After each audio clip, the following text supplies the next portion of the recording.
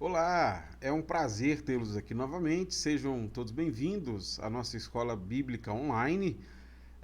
Chegamos à lição de número 3, aula 3, a mensagem das bem-aventuranças. Se precisar, aperte pause no vídeo, assista novamente. Esse conteúdo está sendo produzido para lhe auxiliar no seu aprendizado sobre o Sermão do Monte, tudo bem? E para te auxiliar também, aqui na descrição tem uma aula-atividade para você verificar o seu aprendizado.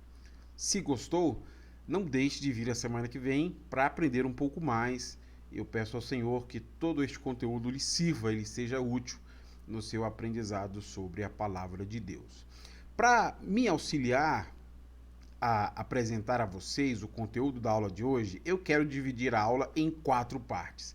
Talvez fique um pouco longo, mas vai ser necessário. Então, tenha paciência, persevera, assiste tudo, tá bom? E não deixe de comentar no final. Eu quero dividir a aula em 4 sessões. Primeira sessão, interpretando as bem-aventuranças, é uma recapitulação do que nós vimos na aula passada. A estrutura das beatitudes, que é a justificativa do texto que nós vamos estudar hoje. As bem-aventuranças, quero comentar as 8 bem-aventuranças e terminar com uma aplicação. Você vai comigo até o fim? Então vamos começar. Para começar, interpretando as bem-aventuranças. O que nós temos no cenário atual? Assim como Moisés, que esteve no monte para receber a revelação de Deus, Jesus está reunido com Israel. Ele passou por toda a região da Galileia ensinando sobre o reino de Deus e agora, encostado no monte, ele passará a tratar sobre esses fundamentos para a vida para aquelas pessoas que desejam viver então no reino do céu, que se inaugura agora com Cristo Jesus. Talvez exatamente por causa disso que o Sermão da Montanha começa com 8 pronunciamentos de bênçãos que nós conhecemos como bem-aventuranças. Essas bênçãos, elas não são novas, elas são muito do que já existia no Antigo Testamento. E o que Jesus está fazendo é reproduzindo bênçãos que já existem para Israel. Só para você ter uma ideia, quando nós começamos a ler as bem-aventuranças, de imediato nós somos remetidos a passagens como Deuteronômio capítulo 33. Porque a última bênção proferida por Moisés se parece muito com o que Jesus está dizendo aqui. Veja comigo aí, Deuteronômio 33, 29. Como você é feliz, ó Israel! Quem é como você, povo salvo pelo Senhor? Ele é seu escudo protetor e sua espada triunfante. Seus inimigos se encolherão de medo diante de você, e você lhes pisoteará as costas. Essa é a última bênção proferida por Moisés a Israel. E aí Moisés está dizendo a Israel como você é feliz, ó Israel. Você é feliz porque vocês foram salvos pelo Senhor. Então essa palavra salvação aqui é uma referência a exatamente a salvação que Deus providenciou tirando eles do Egito, né? O êxodo, a libertação deles, então a salvação que tem esse sentido. Não só isso, além deles terem sido libertos do Egito, todo o restante da bênção vai dar a eles a garantia do sucesso da conquista na terra prometida. Então veja que há uma bem-aventurança que mostra consequências da conduta de Israel diante do Senhor.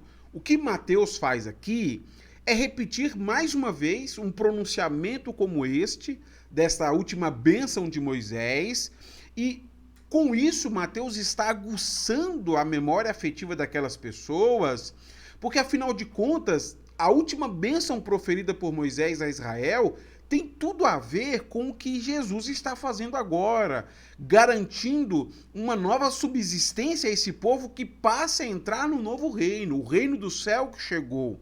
Você consegue ver essa associação? Então isso é muito importante de nós percebermos. O que é que nós concluímos então sobre as bem-aventuranças?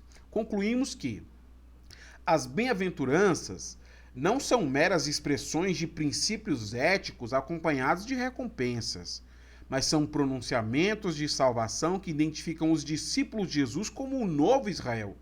O novo Moisés é um libertador espiritual e não político, e seus pronunciamentos e promessas devem ser entendidos em um sentido espiritual.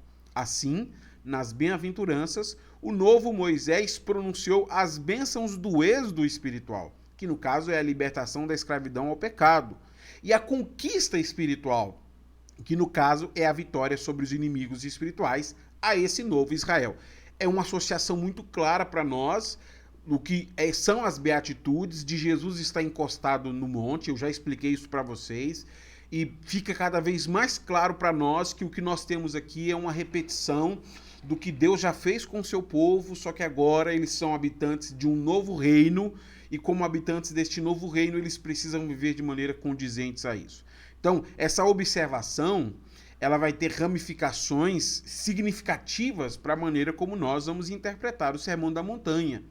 Porque os mandamentos do Sermão da Montanha, eles não devem ser vistos como leis que devem ser observadas para alcançar a salvação. Olha, você quer entrar no reino do céu? Faça isso. Você quer entrar no reino do céu? Faça aquilo. Absolutamente não. Não são leis para nós obedecermos para sermos salvos. Não tem esse sentido de meritocracia no Sermão da Montanha. E nem tampouco são requisitos para nós nos tornarmos filhos de Deus. Lembre-se, Jesus já está falando com um público que creu na sua mensagem. Em vez disso, esse Sermão da Montanha são os mandamentos que Jesus está nos dando, que vão definir o nosso caráter e a nossa conduta, já que nós somos filhos de Deus e que agora vamos habitar no reino do céu que chegou. Então é a maneira coerente como nós viveremos. Mas nós já alcançamos a salvação, nós já fomos reconciliados, a obra de Jesus já foi feita. O Sermão da Montanha, portanto, é a maneira como nós seguiremos a vida após a salvação. Veja aqui comentário importante sobre isso. As bem-aventuranças são, antes de tudo, bênçãos, não exigências. Só antes de continuar, é importante eu fazer essa menção. Eu me lembro de uma ocasião, eu estava no culto e ter ouvido, o pregador falando isso. Ele perguntou assim: quem é que é pobre de espírito? E aí quase ninguém levantou a mão, E aí ele respondeu de imediatamente: então, se você não é pobre de espírito, você não vai para o céu, porque é uma exigência. Se você quer ser salvo, você precisa ser pobre de espírito. Veja, deixa eu repetir a leitura. As bem-aventuranças são, antes de tudo, bênçãos, não exigências. Assim, ao abrir o Sermão do Monte, eles o colocam no contexto da graça. Assim como a cura vem antes do imperativo, a bênção vem antes da demanda. A precedência da graça não poderia ser mais clara. Os duros mandamentos de Mateus 5:7 pressupõem a misericórdia de Deus e a atividade salvífica anterior. Ou seja, aquele pregador estava muito equivocado, porque não é por causa dessas exigências que nós somos salvos. O que o sermão está apontando é a maneira coerente como nós que fomos salvos e que agora faremos parte do reino de Deus, o reino dos céus, aqui em Mateus, temos que viver. O fato de Jesus começar o Sermão da Montanha com esses pronunciamentos de bênçãos, e veja, são bênçãos, bem-aventurados são bênçãos para os seus discípulos.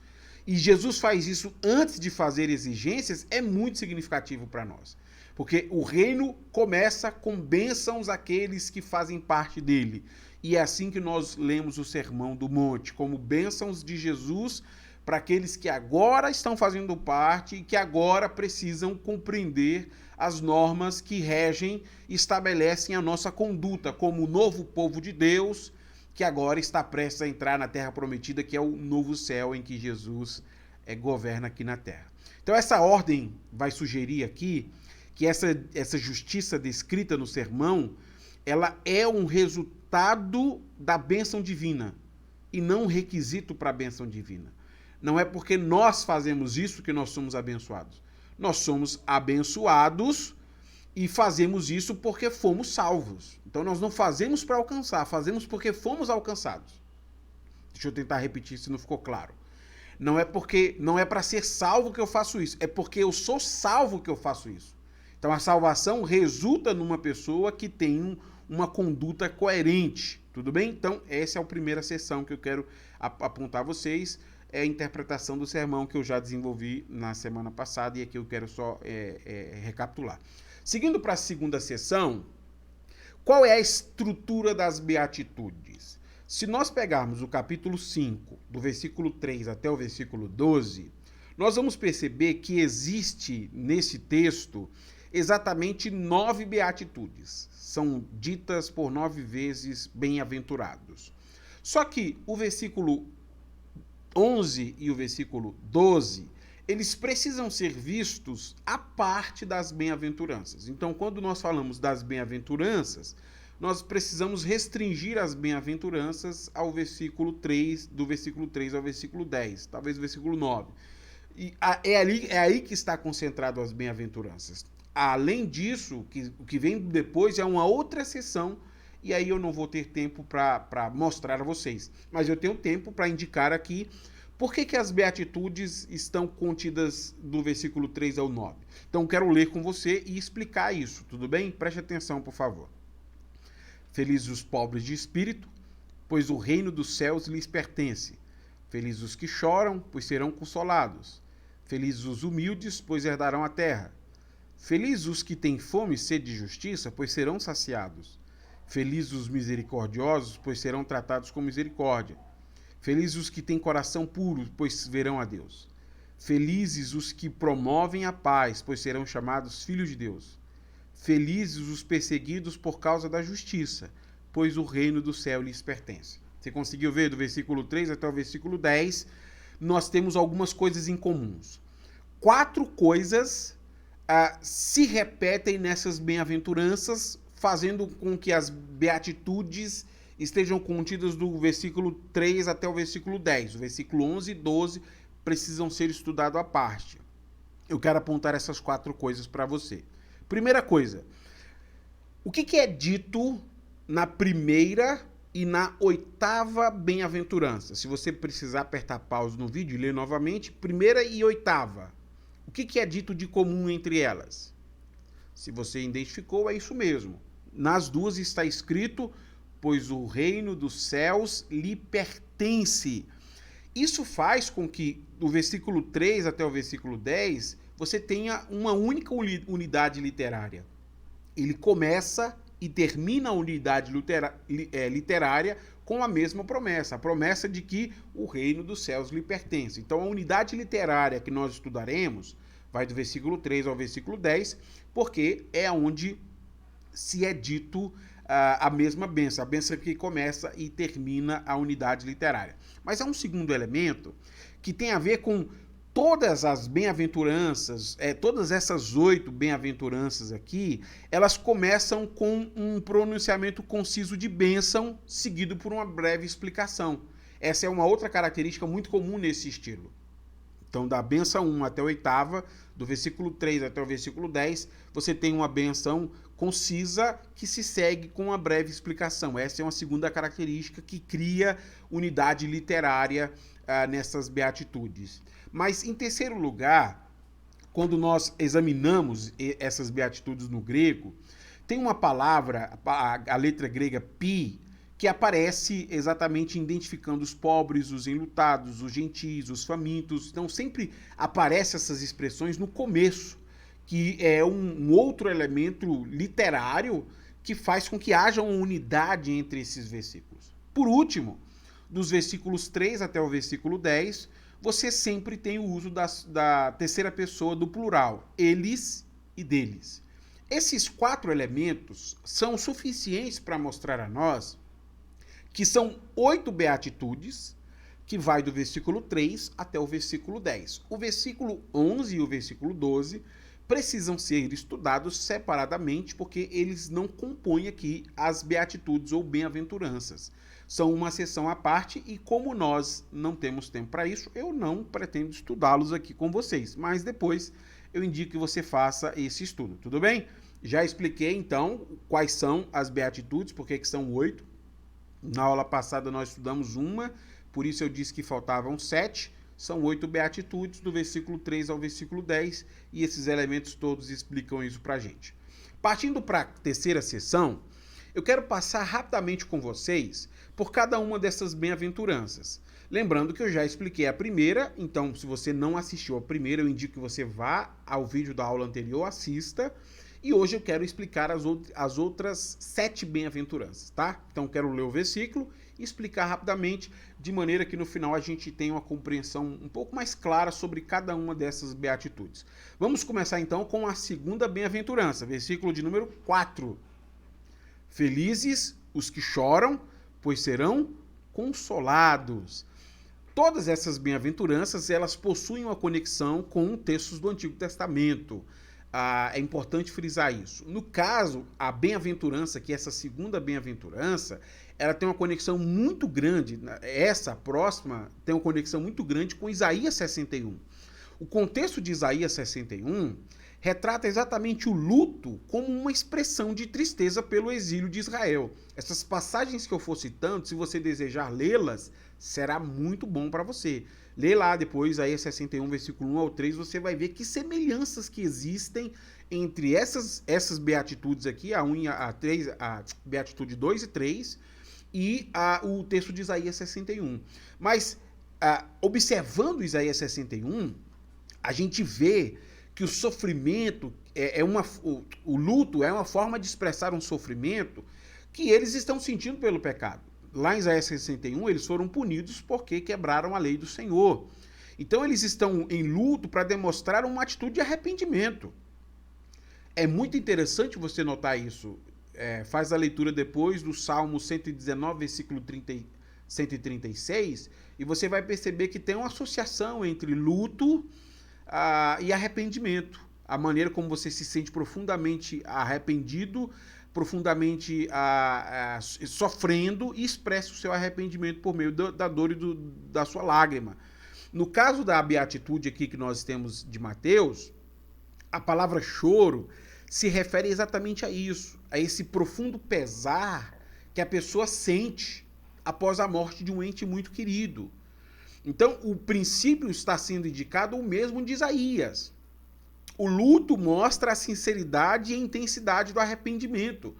Felizes os que choram, eles estão chorando porque perderam algo muito querido, e no caso a comunhão com Deus. O verdadeiro arrependimento, ele não dá desculpa, ele se entristece, ele chora.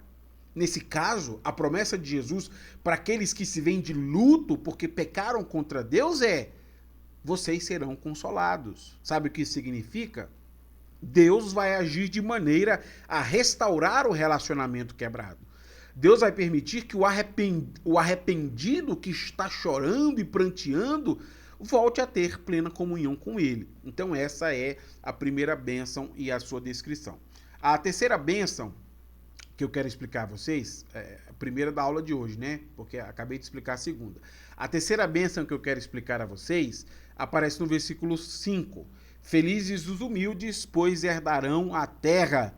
Os humildes ou mansos, né, dependendo da versão que você está lendo, são aqueles que são caracterizados por duas palavras essenciais: dependência e submissão. Quando nós estudamos textos do Antigo Testamento, principalmente o Salmo 37, fica muito claro o que significa humilde na literatura bíblica.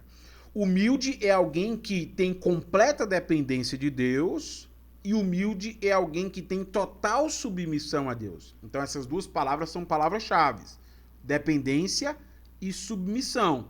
Aqui nessas beatitudes, humilde descreve exatamente esse discípulo que vive em completa dependência de Deus e vive em completa submissão a Deus. O que acontecerá com o discípulo que vive assim? Ele vai herdar a terra. No contexto do Antigo Testamento, referia-se a herdar a terra de Canaã, né? Eles estão saindo para a terra prometida. Aqui nas Beatitudes, herdar a terra provavelmente é uma referência a possuir e viver numa terra recriada quando Cristo governará eternamente. Então os discípulos vão herdar um mundo recriado que virá no futuro escatológico, né? No futuro escatológico haverá um novo mundo E muito provavelmente essa promessa significa isso. Eles herdarão a terra, significa que no futuro escatológico, onde haverá um novo céu e nova terra, em que impera a justiça, esses discípulos de Jesus herdarão essa terra, eles viverão nela. A quarta beatitude aparece para a gente no versículo 6. Felizes os que têm fome e sede de justiça, pois serão saciados. A fome e a sede são duas metáforas muito interessantes no estudo bíblico, porque muitos judeus do primeiro século, eles estavam muito familiarizados com o que era o desejo poderoso e até em muitos casos doloroso do corpo por comida e por bebida. Eu não sei se você já sentiu fome ou sede a esse extremo, mas naquele mundo antigo era muito comum sentir dor, pesar por fome e por sede. Então, essa expressão de sede e fome, ela é uma expressão, uma metáfora muito comum para falar sobre um desejo intenso. Jesus aplica exatamente essa imagem, a imagem que o verdadeiro discípulo é alguém que tem fome e sede de justiça. Ou seja, ele tem um desejo muito intenso pela justiça. No Evangelho de Mateus, a justiça geralmente se refere a uma justiça pessoal. Aquela justiça que é exigida da pessoa que quer ter um relacionamento com Deus. Então, quem tem sede de justiça, quem tem fome de justiça, significa uma pessoa que anseia viver uma vida piedosa diante do Senhor, que isso é tão valioso para ele como um sedento por água ou um faminto por um pedaço de pão. Então a justiça tem esse sentido de uma condição propícia para se relacionar com Deus. Então a língua seca, a fome, são expressões muito caras para descrever quem tem vontade de ter um relacionamento com o Senhor.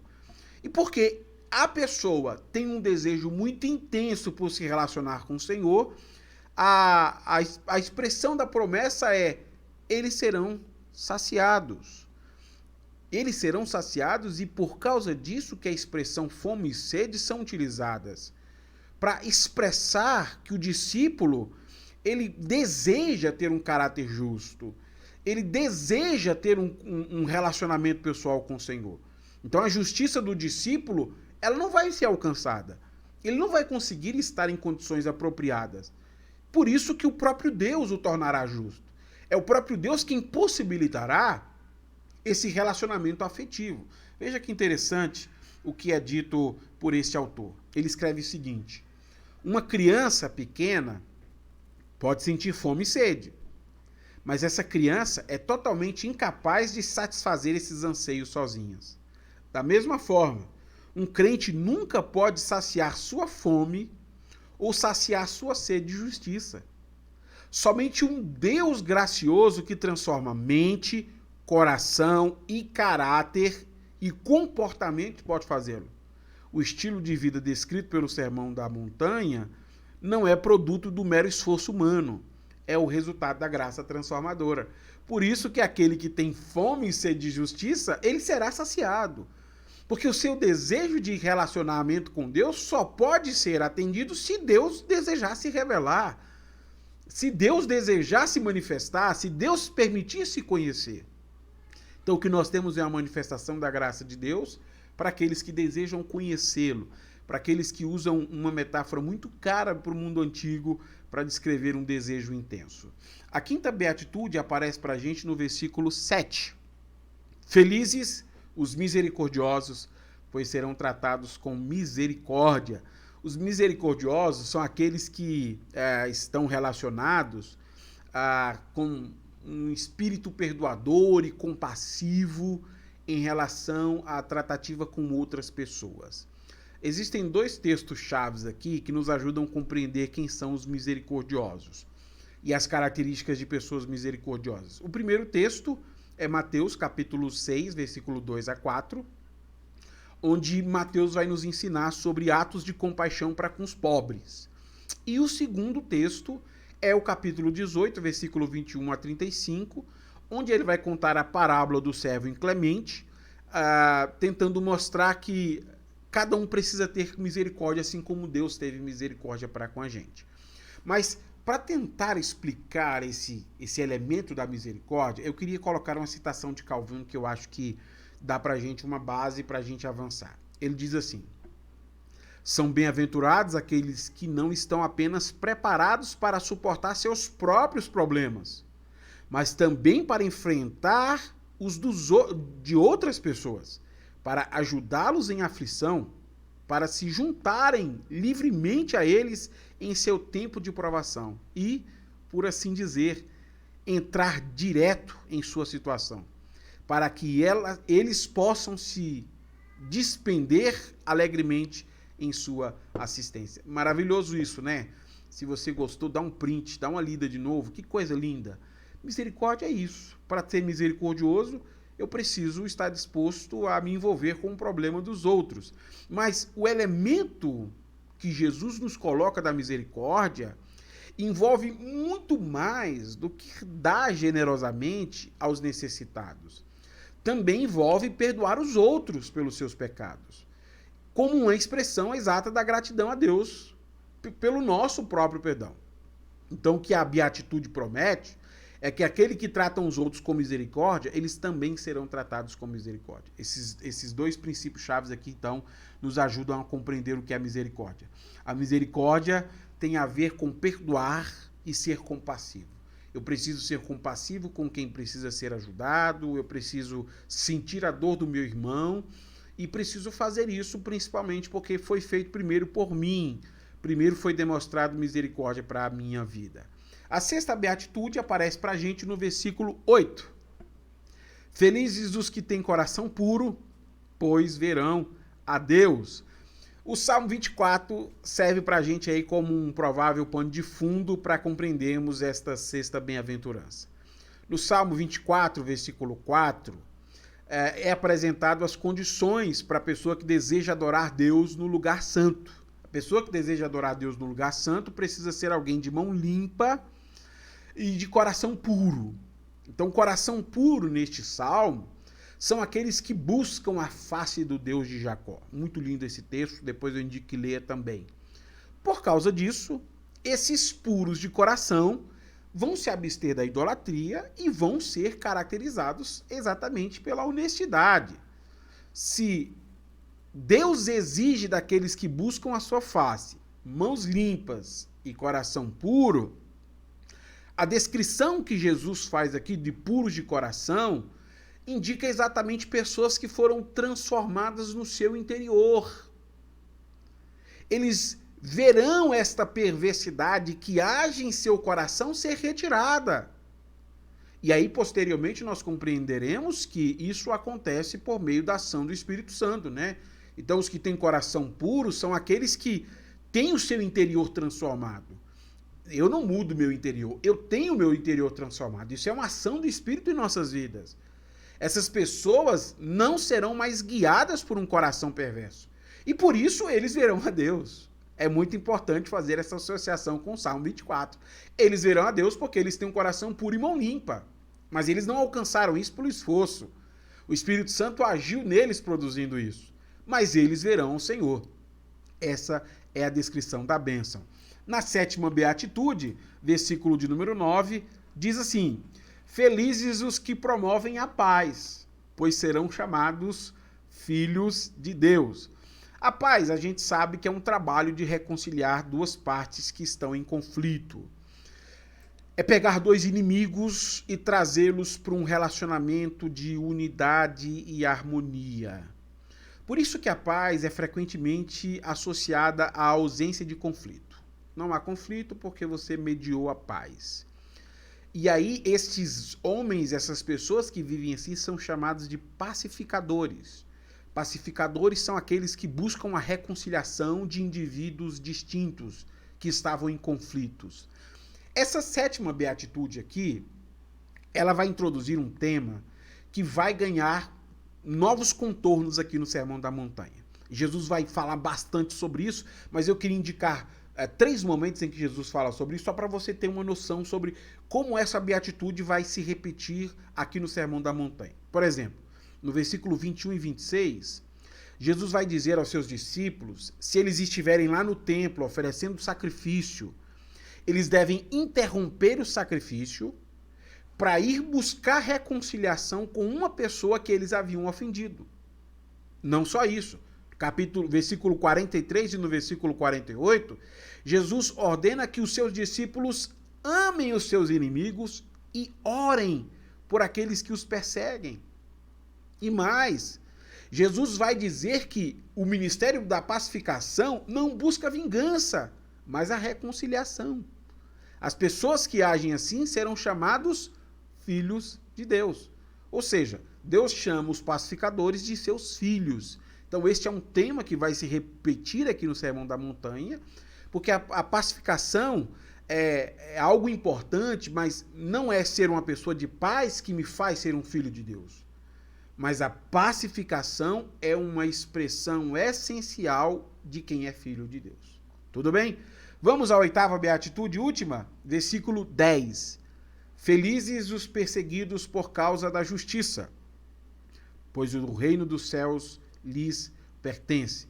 Como é que Cristo conclui as beatitudes? Cristo conclui pronunciando uma bênção sobre aqueles que sofrem perseguição. E por que eles sofrem perseguição? Exatamente porque eles exibem as características que são exigidas para quem vive no reino dos céus. Então, com isso, nós devemos considerar duas coisas. Primeira coisa, as bem-aventuranças assumem que a perseguição é uma parte inevitável da vida do reino. Você quer fazer parte do reino, você será perseguido por causa da justiça. É inevitável.